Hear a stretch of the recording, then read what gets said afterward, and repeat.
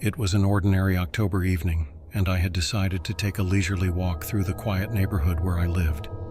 The streets were lined with houses adorned in Halloween decorations, pumpkins, scarecrows, and cobwebs that added a festive touch to the otherwise peaceful atmosphere. As I strolled along the tree-lined street, I noticed a figure up ahead. It was a man, standing beneath the flickering streetlight, his back turned to me. He appeared to be examining something on the ground, his posture tense and focused.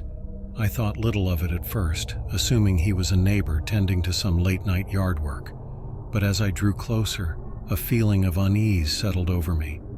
The man's presence seemed out of place, his demeanor strange for this quiet neighborhood. I slowed my pace, my curiosity piqued. The man remained engrossed in whatever he was doing, oblivious to my approach.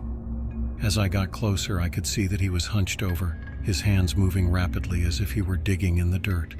My heart began to race, and a sense of dread washed over me. I couldn't shake the feeling that something was terribly wrong. I considered turning back, but a nagging curiosity compelled me to continue watching. As I reached the spot where the man stood, I froze in my tracks, my breath catching in my throat. The man was not tending to his garden or performing any ordinary task. He was digging a shallow grave in the front yard of a seemingly abandoned house. My mind reeled with a mixture of fear and disbelief. I had stumbled upon a scene straight out of a horror movie, a stranger digging a grave under the dim glow of a streetlight. I watched in paralyzed silence as the man worked, his movements methodical and purposeful. He seemed completely absorbed in his macabre task, unaware of my presence just a few feet away. My instincts screamed at me to run, to get as far away from this nightmare as possible. But something held me in place, a morbid curiosity that compelled me to see what would happen next.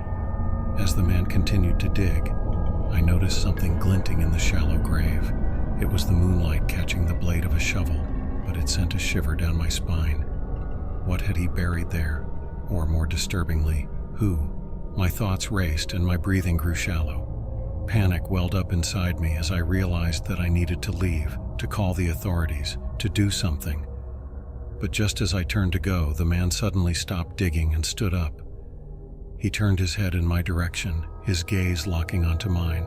In the dim light, I could see the cold, calculating expression on his face. There was no doubt, he knew I had been watching him. Time seemed to slow as our eyes met, and I felt a surge of terror unlike anything I had ever experienced. In that moment, I knew that I had to run, to get as far away from this stranger and his sinister actions. I turned and sprinted down the darkened street, my heart pounding in my chest. I didn't dare look back to see if the man was following me, but I could hear the sound of footsteps behind me, growing louder with each passing moment. I didn't stop running until I reached the safety of my own home. I locked the doors and windows, my mind racing with fear and uncertainty. What had I witnessed? Who was that man, and what had he been burying in that grave? I called the police, my voice trembling as I recounted the chilling encounter. They arrived at the abandoned house within minutes, but by then, the man and the shallow grave were gone. To this day, I don't know what I stumbled upon that October evening, and I'm haunted by the thought of the stranger and his gruesome task. The quiet neighborhood had been forever tainted by a real-life horror, a reminder that sometimes the most terrifying monsters are the ones we encounter in the most unexpected places.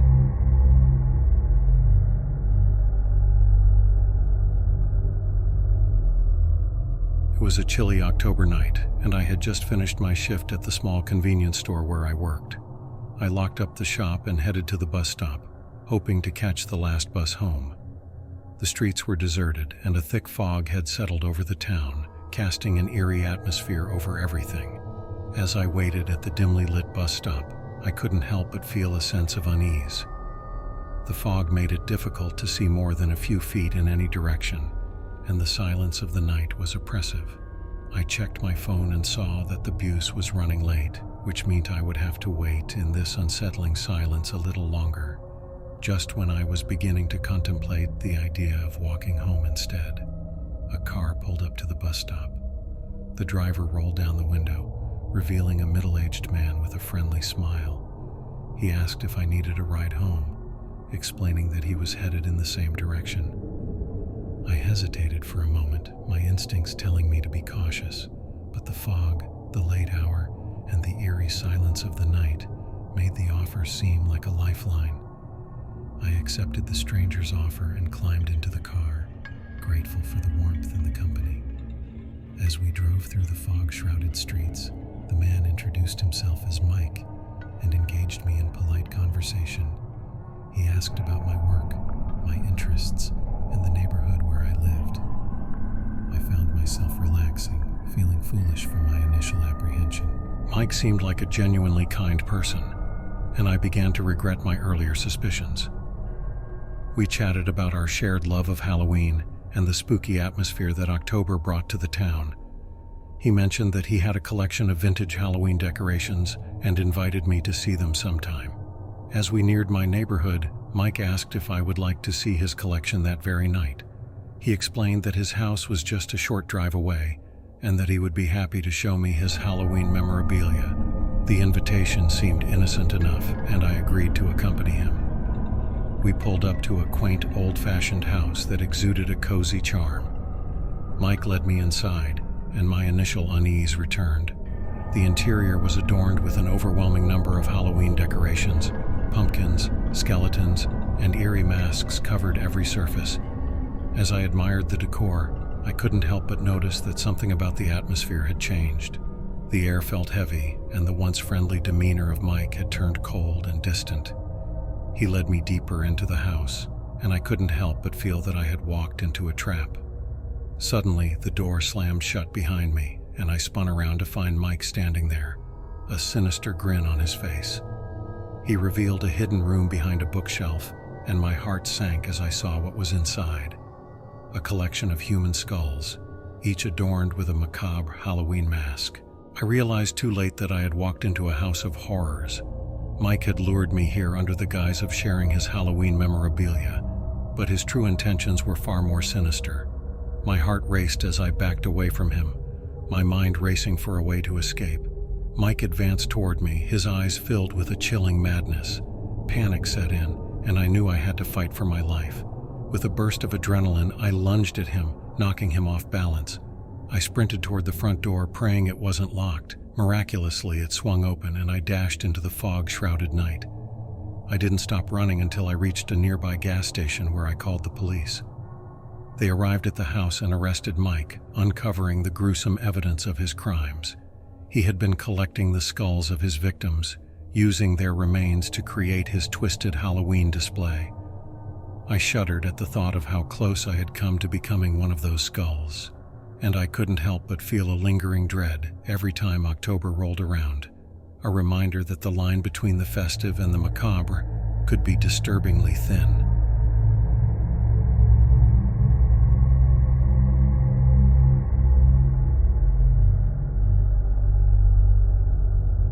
It was a typical October evening, and the weather had started to turn cooler.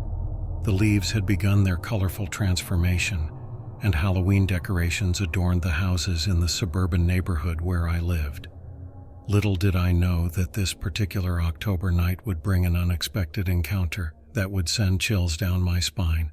I had just settled down in my living room, a warm cup of tea in hand, and my favorite book awaiting my attention. The soft glow of the lamp cast a cozy atmosphere, and I was looking forward to a quiet night at home. As I began to lose myself in the pages of my book, the phone rang. Startled, I glanced at the clock. It was quite late for a phone call.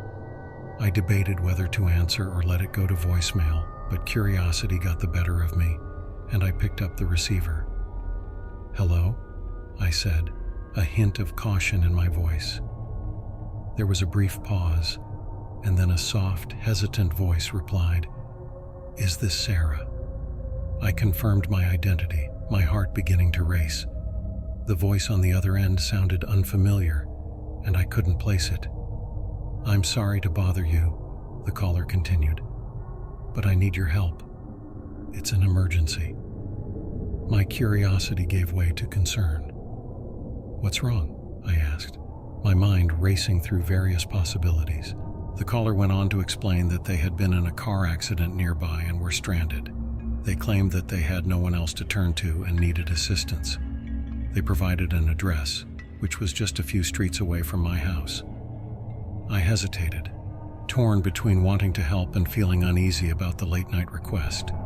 The caller sounded genuinely distressed, and after a moment of deliberation, I agreed to go and check on them. I grabbed my coat and car keys, telling myself that it was the neighborly thing to do. The October night was chilly, and a light drizzle had begun to fall as I drove to the address provided.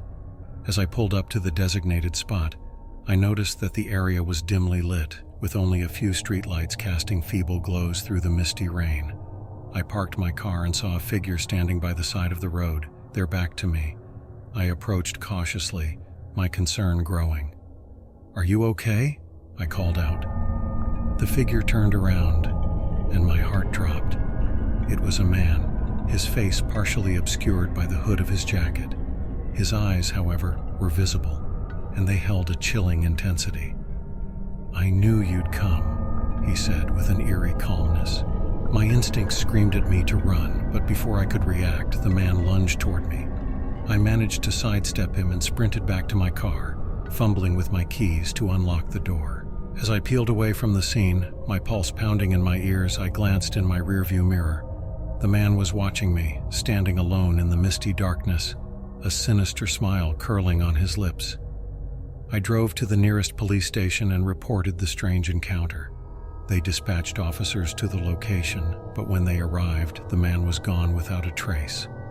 Over the following weeks, I couldn't shake the sense of dread that had settled over me. I kept my doors locked and my curtains drawn, constantly looking over my shoulder as I went about my daily life. The police continued their investigation, but the man remained elusive. They couldn't determine if he had truly been in a car accident or if it had all been a ruse to lure me into a dangerous situation.